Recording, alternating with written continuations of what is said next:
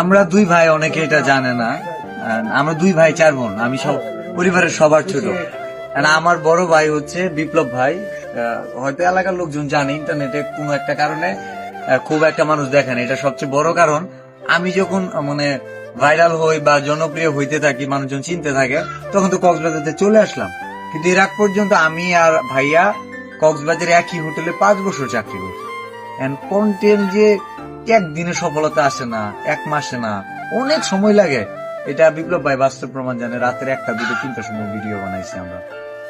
এটা কোনো সহজ জিনিস না, অনেক সাপোর্ট লাগে। আমাদের হাতে গোনা 10-15 জন ভিডিও দেখছে, এর মধ্যে বিপ্লব ভাই মানে 100টা লাইক, 20টা লাইক করলে নিজের ভাই একটা লাইক দিত। অনেকের ভিডিও দেখি 5-10টা লাইক করে।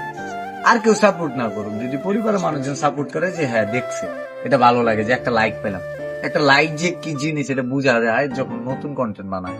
তো আমার ভাই হচ্ছে বিপ্লব হোসেন, রয়্যাল টিলিপ সিপাল হোটেলে চাকরি করে সিকিউরিটি ডিপার্টমেন্টে। আমি ছিলাম FMB তে।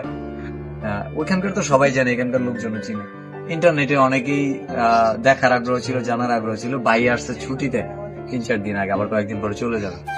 তো ভাই যদি এলাকায় থাকতো অবশ্যই সবসময় আমার সাথে থাকতো, দেখা হইতো। আর ভাই কিছু বলবা?